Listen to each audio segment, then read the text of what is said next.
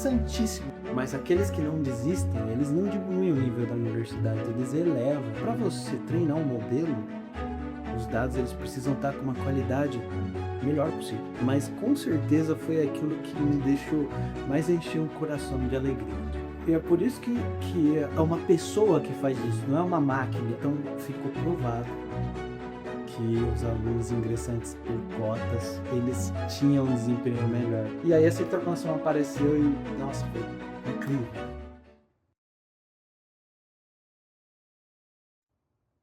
Tá bom. Vamos lá. Os metadados, eles são uma espécie de etiqueta que classifica os dados. Que eles são dados que falam sobre outros dados. É como se fosse uma classificação deles. Imagina que, se a gente fosse pensar que os dados são como livros e uma biblioteca, os metadados eles são umas seções que vão me dizer o que tem em cada uma daquelas fileiras de vídeo. Basicamente, sem os metadados, a gente teria informações que não têm assim, uma relevância. E da perspectiva da educação é fundamental porque esse trabalho está sendo desenvolvido com o intuito de aplicar no mundo real. Então, se a gente não está entendendo o que a gente está fazendo, então a gente não pode atuar na realidade. A gente precisa ter em mente o que a gente quer fazer e os metadados, eles fazem justamente isso. Como eu posso dizer? Eles dão sentido, dão compreensão para a gente trilhar o caminho que a gente quer trilhar, que no caso é impedir a evasão universitária, né? Ou diminuir, no caso. E recentemente entraram 2 novos membros na equipe de gestão de dados. E a primeira coisa que eu preciso passar para eles é o dicionário de dados, que nada mais é que um metadado importantíssimo. Sem isso, eles não conseguem trabalhar. Ele vai dizer, isso aqui, essa coluna dentro dos dados que eu estou trabalhando, diz respeito ao gênero do aluno. Essa coluna diz respeito à quantidade de disciplinas que ele cursou ao longo daquele primeiro ano. Essa coluna diz isso, essa coluna diz a nota média dele.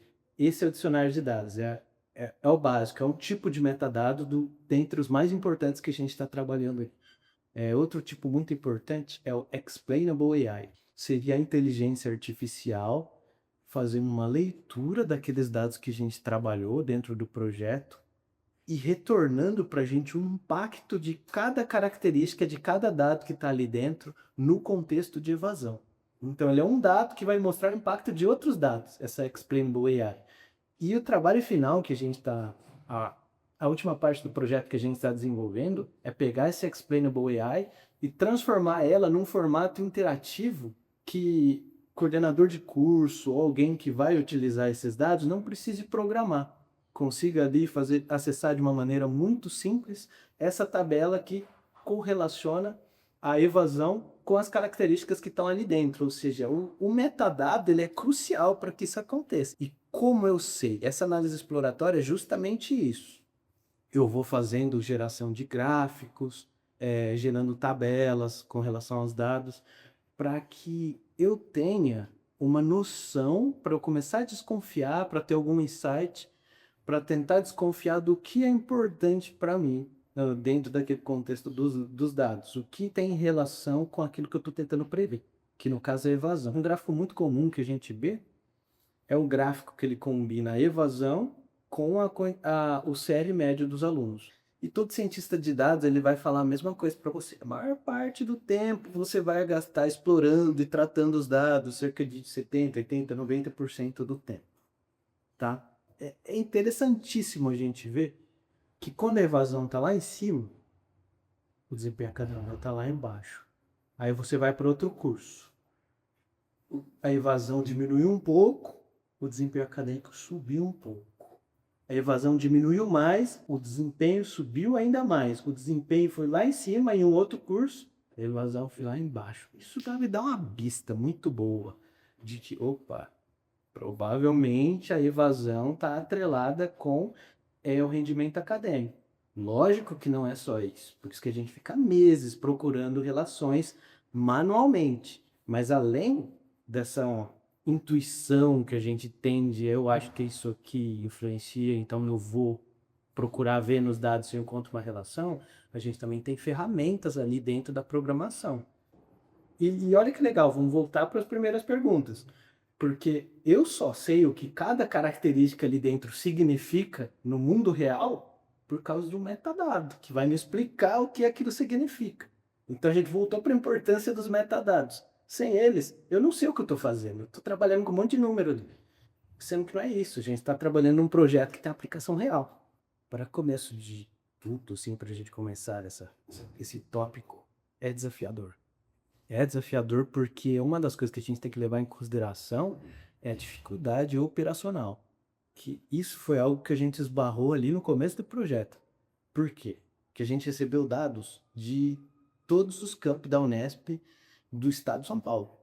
E era assim, mais de 130 mil alunos. E é difícil de processar isso. Você me fez uma pergunta sobre volume grande de dados. E era complicado, porque o computador parecia que ia explodir. O processamento, ele consome a memória do computador, não só a memória RAM, a de memória dinâmica, mas também o armazenamento. Eu não sabia. Então é desafiador. E uma das primeiras coisas que instruíram nós, bolsistas, a fazer, trabalhando com os dados, foi vamos seccionar, vamos porcionar esses dados de uma forma que fique viável de trabalhar, de fazer operações. De 138 mil aproximadamente alunos, a gente ficou com 8 mil. E depois a gente consegue generalizar isso. Algumas correlações que a gente encontrou, a maioria delas, elas se generalizam para os outros cursos. Então a gente faz um estudo de caso e depois a gente generaliza. É muito mais simples do que tentar abraçar tudo ao mesmo tempo e a gente ficar batendo cabeça ali e não desenvolver bem um projeto, sabe? Para você treinar um modelo, os dados eles precisam estar com uma qualidade melhor possível. Então, quando a gente pega os dados, tem dado faltando, tem ano de pandemia que não tem muita informação sobre muita coisa, tem os dados de cunho social que, por serem um pouco mais subjetivos, eles costumam vir faltando mais do que os dados numéricos.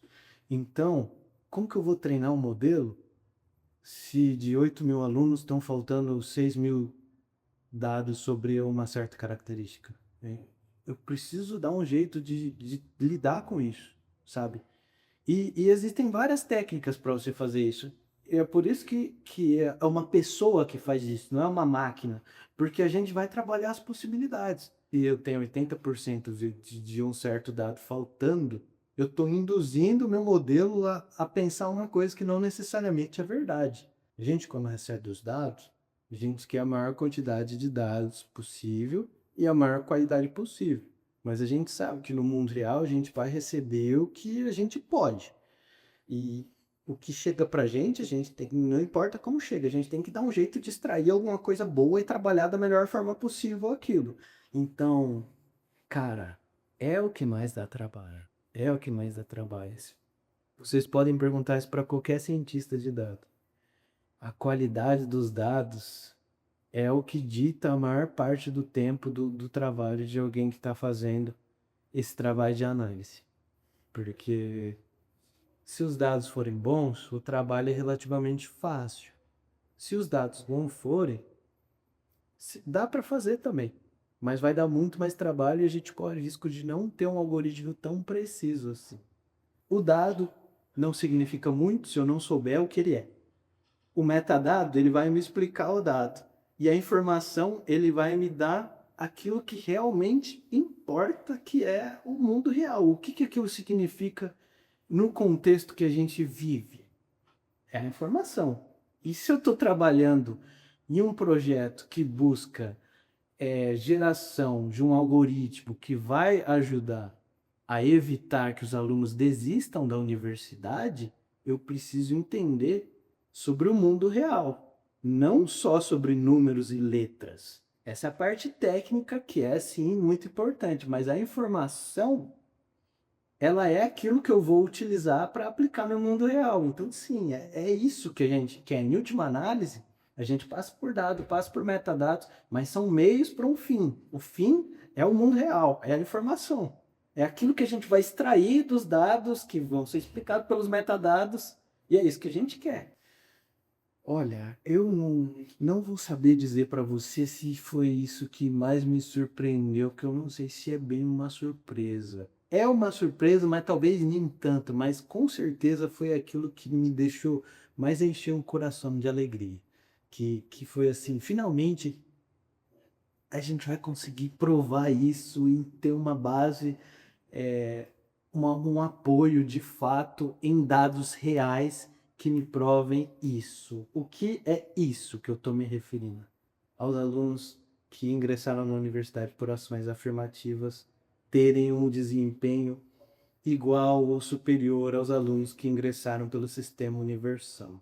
Muito se fala sobre o aluno cotista, ele pega a vaga de um aluno que terminaria a universidade e ele tira essa vaga de alguém, ele desiste, ele diminui o nível da universidade. A gente conseguiu verificar ali na prática que os alunos cotistas, eles entram na universidade com um desempenho melhor do que os alunos não cotistas, em média. Que a gente está trabalhando com dados, é claro que existem exceções, mas assim, a maioria esmagadora dos alunos cotistas entram com as notas mais baixas, a evasão deles é até mais crítica nesse ponto. Mas quando a gente olhou para os alunos que se formaram, os alunos ingressantes de ações afirmativas que se formaram e os alunos ingressantes do Sistema Universal que se formaram, a gente percebeu que o desempenho dos ingressantes de ação afirmativa, ou seja, os cotistas, era muito melhor do que o dos alunos ingressantes do Sistema Universal. Era assim, muito melhor. Eu estou dizendo que era unânime, era praticamente unânime que o desempenho deles era melhor. Então ficou provado que os alunos ingressantes por cotas, eles tinham um desempenho melhor. Eles sofrem no início, quando eles entram na universidade, com uma base um pouco mais defasada, muitas vezes. Mas aqueles que não desistem, eles não diminuem o nível da universidade, eles elevam o nível da universidade. Quando eu vi isso, eu fiquei tão feliz, cara. Não sei nem se foi exatamente uma surpresa, mas poder ver isso com dados reais e finalmente falar, tá provado. Não foi uma pessoa que me contou, não foi alguém que supôs, está provado, isso aconteceu na Unesp, sabe? Encheu o coração de alegria, cara, justificou aquilo que eu estava fazendo. Foi uma sensação muito boa e eu não estava esperando. Essa que é a verdade. Não que eu esperasse o contrário, mas não era algo que eu estava procurando ali. Apareceram os dados e, usando metadados, a gente conseguiu entender o que a gente estava fazendo e aí essa informação apareceu e, nossa, foi incrível, cara. Todo o trabalho que a gente está fazendo, ele está muito voltado para o mundo real. Então a gente teve isso em mente desde o início. E compreender o que cada dado significa, ou seja, não ser alienado, não ser bitolado, foi algo que a gente sempre teve em mente, que a gente sempre tomou cuidado de entender tudo, justamente para ter uma explicação. E sim, eu sinto completamente, a gente está se aproximando muito de já ter um modelo concreto que trabalhe com dados concretos do mundo real.